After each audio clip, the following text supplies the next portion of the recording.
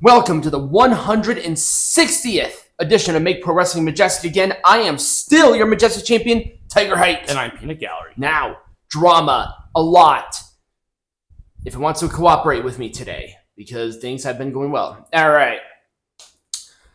Peanut Gallery has name-dropped me a few times because he is a moron. And we should probably talk about another Adam, and that is Adam Blampied. I'm not sure how familiar you are with him. This is early. I mean, really, this is early. He was really one of the OG guys from What Culture back in the day. Okay, so that's how, okay. Yeah, so he was there. He went with everybody to Workaholic, and that's how that absolute travesty unfolded. Then Workaholic, you mean WrestleNomics? No, Cultaholic. Oh, Cultaholic. Cultaholic. Yeah, okay. So, Cultaholic. He was messaging fans and doing weird stuff, so he took a hiatus. Is this okay, this is not He took a hiatus. He came back and was with Wrestle Talk and Parts Fun Known, and then he left again because of a very similar situation. This is a video that he released on a totally separate channel, I would say early this last week, about what's been going on. Okay. He denies the claims, what he did. Essentially what he was doing is... And what was he doing? He got really close with a person, if I'm not mistaken, at Wrestle Talk, a girl. They had a more than friendly relationship. He was already in a relationship with somebody else. And if I'm not mistaken, she was in a relationship with somebody else. So they were having this affair. There was like a love quadrangle or something. Yeah, exactly. It all came out. She claimed that he was abusive and manipulative. Essentially the same thing that happened where he was kicked out of Cultaholic. And he went on a hiatus for about 6 or 7 months before this video came out. Okay. That was a Reader's Digest version of what's going on. I do not recommend him coming back. Adam, as another Adam, you need to stay away from the internet. You clearly do not have the mental capacity to talk to fans and have that influence. And some people have that and some people don't. Peanut Gallery, I hope, doesn't do that. But I can't necessarily... I can speak for myself. I can trust Peanut Gallery. But if you do become big online, we're not to that level yet, but we do have an audience. There are certain things that you have to keep in mind. You have to act a certain way. Just like if you were a police officer, the standards of how you carry yourself is going to be higher because you're a police officer. In this situation, you cannot do this. This was a very ill-advised video on every level. And I wanted to bring it up because this guy is just not fucking learning. And this is a cautionary tale for anybody who wants to be a podcaster. You gotta be careful with how you talk with people, especially in this day and age, because it will always come back to bite you no matter how long ago it was.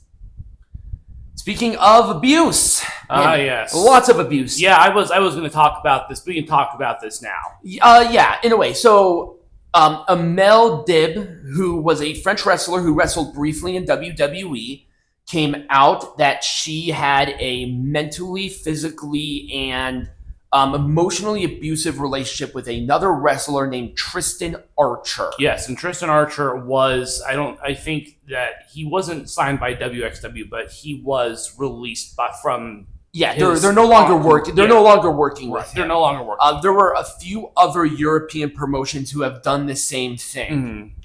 He has not yet responded to the allegations in question. I am really going to be careful with what I say here. If this did happen, piece of shit. But there are two sides to the story. And we saw in a different Speaking Out movement story that came out where it was false, and that was with Kimberly, where she tried to hurt Zachary Wentz. And it worked for a while. No. So what happened with Zachary was that she released a picture of him with the Hitler mustache doing the salute. I don't know why I just said the salute. Doing the mini salute. Yeah. When he was 19. So that's why he was released from WWE. Obviously, he's back in the good graces because everybody knows that she's a drunk piece of shit. But I'm holding my reservations of calling this guy a piece of shit until we have concrete. This was a while ago. So, and once again, another cautionary tale. If you are in an abusive relationship of any capacity, go to the authorities immediately. It's a lot easier for them to investigate it if you do it immediately. And also get out of the relationship. Don't be in it. I have been in one. It was more emotional, but it happens. I got out of it immediately. This really blew up on Twitter. A lot of people were talking about it. Obviously, wrestling companies have been dropping Tristan left and right, but since he's an independent contractor, there's not necessarily like a contract to my knowledge. Peanut Gallery, did you have anything to add regarding this situation? Okay. We will keep tabs on it, on any further updates regarding this, but it was something that blew up pretty big earlier this week.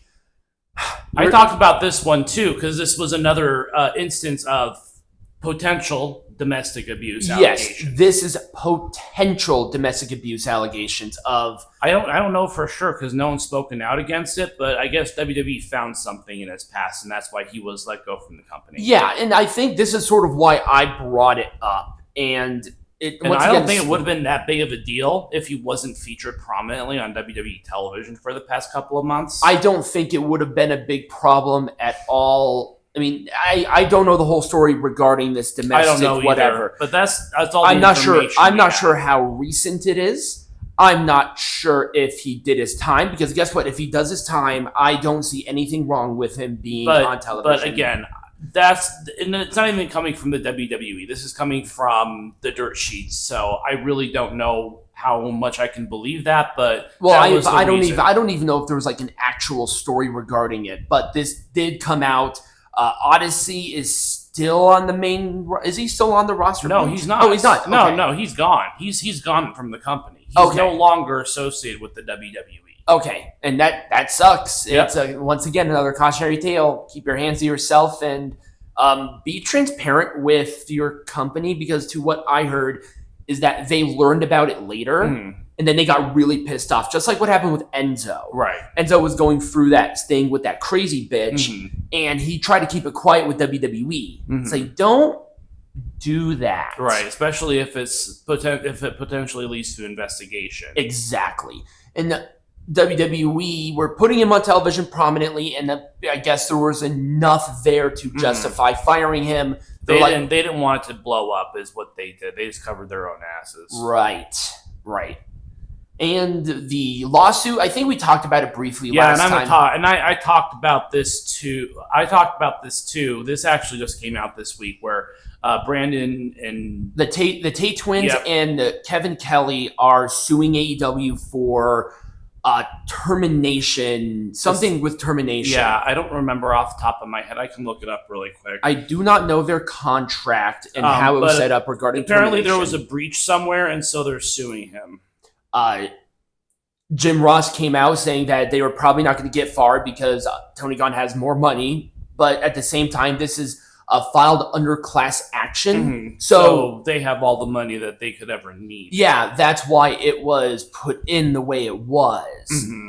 But this is sort of, no, it says right here, claiming that the company is misclassifying wrestling talent because they promised that they were W-2s. They were employees as opposed to independent contractors, which, it's a hard line to stretch. I think there's a point to be made with Kevin Kelly because he wasn't a wrestler, but right? Brandon and the Tate Twins, Brandon and Brendan. That's annoying. Anyway, That is really. so the Tate Twins, there is something to be said if they were actually independent contractors, because that's what it sounds like. It sounds like they were independent contractors, but Kevin Kelly, this is a harder sell for me. Right. With class action, I think there has to be multiple people involved, so maybe that's why they got the Tate Twins on there. But remember the Tate Twins, if they, how can I word this? Maybe they were like, you have to make a certain amount of appearances, and they didn't make that. I don't know. But anyways, so I haven't read an AEW wrestling contract, so I don't know if it's an independent contractor or not. Right. And then this absolute batshit interview with Hogan. Oh yeah, I was going to talk a little bit about that as well. So with regards to my part, he was signed to a Legends contract, which was one of actually a few different Legends contracts that were signed this week. Jackie Moore, Victoria, and Hulk Hogan all signed Legends contracts this week, or extended in Hulk Hogan's case. And Hogan just lied. This was such a. I'm not sure if you saw it. It was bizarre. It was it was kind of bizarre. Like his claim about he never used his creative control in WCW. Yeah. It's like, no, you did. He thinks that people forgave Chris Benoit for what he did. I'm like, Hogan, honey, I don't know what you are smoking, but I want some. Anyways. Right. Nobody. There's a difference between acknowledgement and forgiving. We can acknowledge that Chris Benoit was a fantastic wrestler without saying, oh, don't worry, he just slipped. Right. That doesn't exist. Right. And then the final one, I don't have a picture for it because this happened pretty much this Saturday, but apparently Sammy Guevara and Malachi Black had a backstage fight. Yeah, I don't have a picture for that one. Well, I never had a picture because I wasn't part of the news cycle, but yeah. This is a rumor. There's a rumor that there was a fight, but that just goes to show that Tony Khan can't control his wrestling company. To what I heard is that there were a lot of people, like a ton of security running to the backstage area because of what was going on, and the participants were Malachi Black and Sammy Guevara. Sammy Guevara just needs to leave this company. They need to fire him. I don't know why they're keeping him around. I know, he's a problem child, man. He really is. I think this is a third fight. I know that Eddie Kingston won. I think he had an exchange of words with Punk. Yep, and then also the Hardys. Yeah, the Hardys too, and then now with Malachi, if the rumors are true, it's crazy. It's like, who is the common denominator here? The little Punk. Right, Sammy Guevara. Yeah, so that's kind of the drama, kind of packed. Lots of stuff. So when we come back, Peanut Gallery is going to read off some news stuff. Yes.